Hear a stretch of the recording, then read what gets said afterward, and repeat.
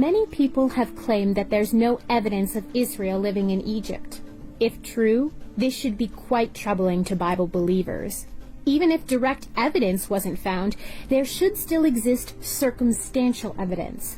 A prosperous time under Joseph, followed by an economic collapse post-Exodus. However, to look for circumstantial evidence, you must be looking in the right place. Traditional scholarship has named Ramses II as the pharaoh of the Exodus. Why?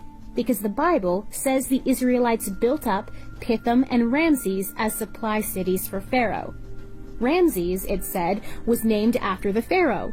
But what if a later scribe copying Exodus decided to update the place name? There is another reason for dating Moses to the reign of Ramses II, the chronology of Mentho, a 3rd century BC Egyptian priest.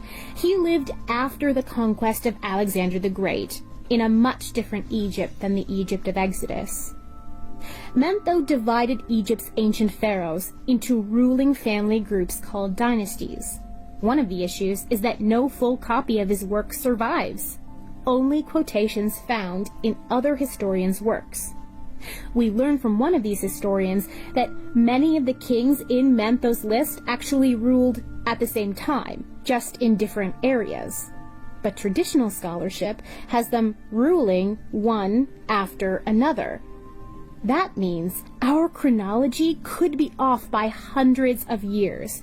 Add that to the fact that we have the mummy of Ramses II, meaning he's not at the bottom of the Red Sea, and that his son Merneptah boasted about defeating Israel already established in the Promised Land, tells me that Ramses II was not the pharaoh of the Exodus. We've been looking in the wrong time.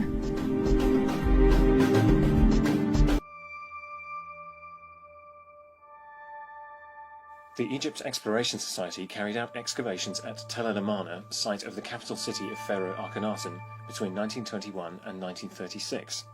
The film brings the story to life in a way these sources cannot. Mary Cheever and I were out on his EES dig at Amarna, which was an adventure in itself. He was a very athletic chap, and walking miles was nothing to him. He would walk pace from the dig house to the dig. The discovery and removal of the lintel from the ancient house was also recounted in detail by Mary Chubb. From the 1930-31 season onwards, the project was put in the charge of John Pendlebury, who was then a relatively inexperienced 26-year-old, but whose exploits as an archaeologist, scholar, athlete and war hero have subsequently become the stuff of legend. The film conveys these details in a way that no written description or photograph ever could, and represents a unique record of one of the Society's most significant contributions to archaeology and Egyptology. Our knowledge and understanding of this dramatic period in Egypt's history was significantly improved as a result, and the published reports remain standard reference tools for the study of the city to this day. The moment of discovery itself, understandably, was not captured, nor is the moment described by Miss Chubb when John Bennett was able to look at the underside of the lintel, which lay face down in the debris, to confirm that it was simply smothered in inscriptions. To judge from the photographs taken at the scene, the lintel was quickly raised up for inspection and photography, despite its fragile condition. At some point, it seems to have been covered up with a blanket and left leaning against one of the walls of the house. Here, the expedition director John Pendlebury can be seen brushing fragments of the cornice as they lay still in the debris around the doorway, having broken off the main part of the lintel when it fell to the ground. Next, a crowd of workmen can be seen lashing together the wooden frame on which the lintel was to be placed for transport to the North Dig House.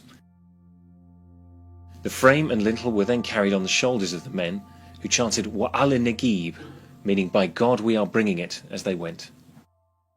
Mary Chubb was clearly in awe of the ease with which the men lifted the lintel and carried it across the desert. Her account of the events reads as follows.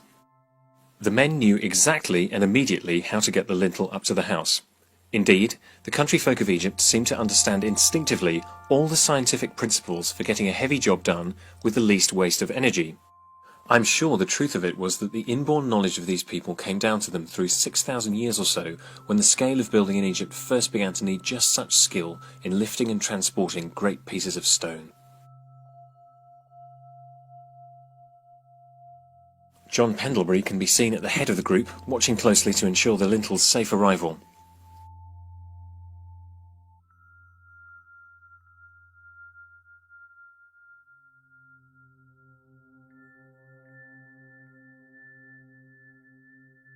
The two ladies at the bottom left of the shot are John's wife Hilda and Mary Chubb herself.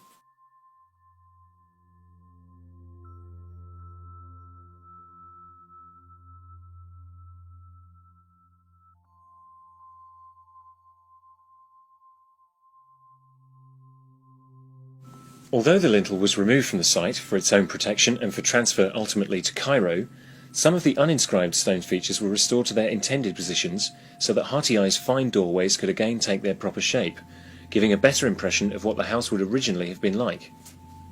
With hindsight, this reconstruction of the scene and the recording of it are especially valuable. Among the many treasures kept in the EES Lucy Gura archive is the film record made between 1930 and 1933 of excavations at Tel El Amarna, site of Akhenaten's capital city, Akhet Artem. Although it's not always possible to tell exactly which parts of the site are shown by the footage, some areas are clearly identifiable.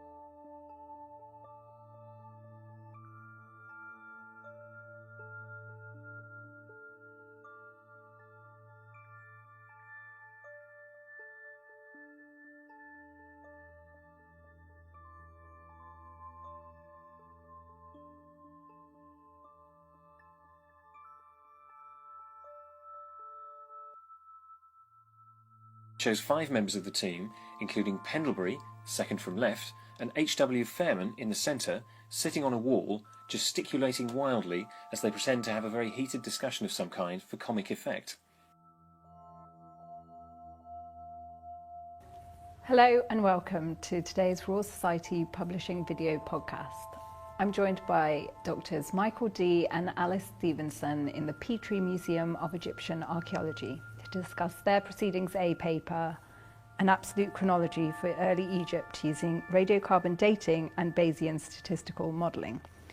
This paper uses radiocarbon and archaeological evidence and applies a statistical model to produce an absolute timeline for the formation of the Egyptian state. So, for those of us who aren't that familiar, what exactly is Egyptian chronology and why is it so important to archaeologists? Well, in a chronology, and the chronology of Egypt is a timetable. It's an ordering of the kings of Egypt, essentially a political ordering that includes the lengths of their reigns. So ever since classical times, people have been putting together a historical chronology for Egypt using textual remains, archaeological remains, to essentially form a backbone of the history of Egypt as far back as what we call the Third Dynasty. The period before that, when the state was formed, much less is known about, and that's essentially what we wanted to analyse using scientific techniques, essentially where the documentary and written evidence is quite scant. And this is one of the problems that the famous archaeologist Flinders Petrie first faced in 1899. His teams had excavated thousands of pottery vessels like the ones behind me here. But there was no temporal framework. There was no sense in which these things could be ordered. And Flinders Petrie was one of the first individuals to use mathematical modelling together with theories of cultural evolution, to create some kind of order using all of this pottery. And that sequencing of pottery has really been the backbone, a relative dating sequence that archaeologists have used and has allowed us to look at the direction of social change. But the problem was, it's an ordinal scale. It doesn't tell us anything about the pace or the duration of that change. And for that, you need radiocarbon dating or other chronometric techniques. Statistical models have previously been used in Egyptian chronology. Why is Bayesian modelling so well suited to this, and how does your work expand on the models already available? It's particularly useful in radiocarbon dating because radiocarbon dates are not, strictly speaking, dates in themselves. They're measurements of isotopic ratios of the material, the sample material, measuring the proportion of radiocarbon relative to ordinary carbon in a sample. That individual isotopic ratio, in order for it to be turned into an absolute date on the AD-BC timescale, it needs to be compared with a reference set of measurements, which is essentially based on individual tree rings from years back through time. So we know what the proportion was of radiocarbon at any given point in time. So the isotopic ratio in your sample is compared with that reference material, and then you get a date on the absolute timescale. And that date at that time is no longer Gaussian, it's multimodal and quite hard to interpret, and essentially impossible to do much classical statistics with. So Bayesian modelling allows us to take those probabilities, bundle them all up together and apply new statistical approaches to that data set. In addition to that, Bayesian modelling allows us to introduce into that equation information that we have from archaeology or other sources that is chronological information, but not necessarily absolute information. It might be things like ordering of different phases of an archaeological sequence. And as long as we can express that information mathematically, we can build all of that into our Bayesian model, which is all calculated on a computer program, and end up taking these relatively irregular probability functions that represent the dates and refine them, really narrow them down to make them more precise and more appropriate for sort of archaeological analysis. What do your results show, and how do they differ from the previously accepted chronology? Well, there's two or three sort of main things that our project discovered, and I'll just start with saying we got a chronometric date for, a scientific date for the formation of Egypt when the territorial state of Egypt, essentially from modern-day Aswan right up to the Mediterranean, was formed. And our estimates place that between about 3100 BC to 3050 BC, peaking around 3080, 3090 BC.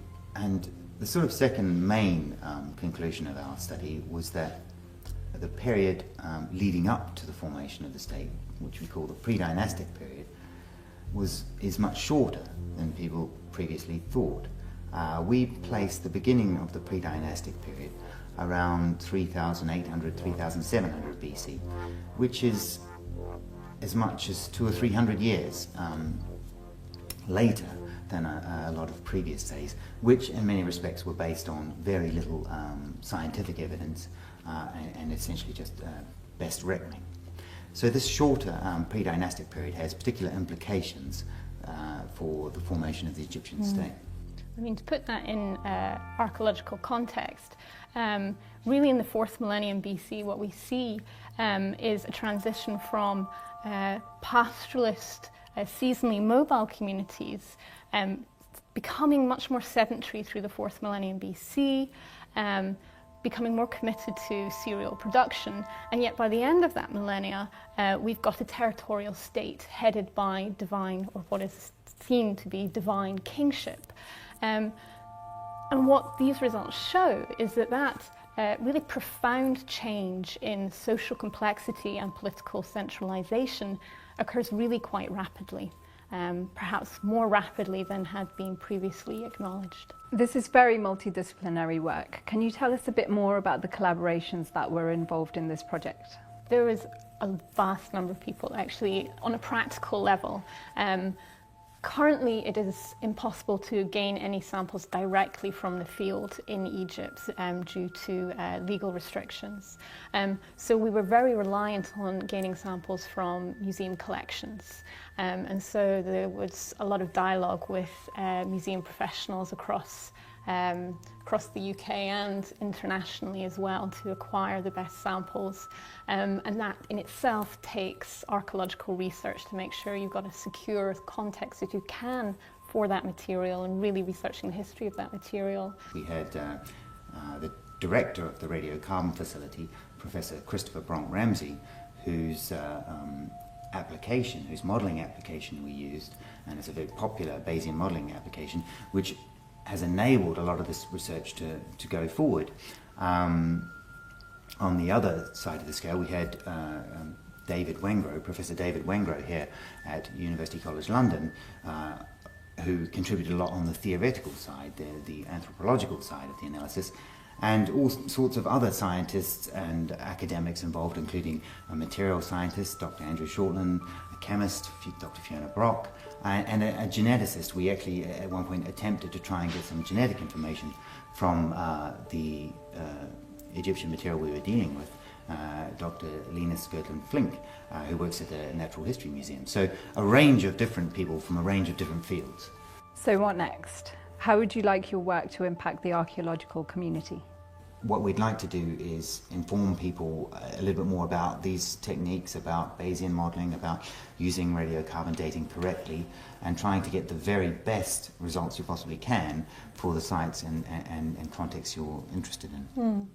Yeah, and I think what hopefully this data in this paper and other papers that might lead from it was the opportunity to ask new questions, especially of this data. There's been a lot of energies, particularly in the archaeological community, focusing on pottery typologies.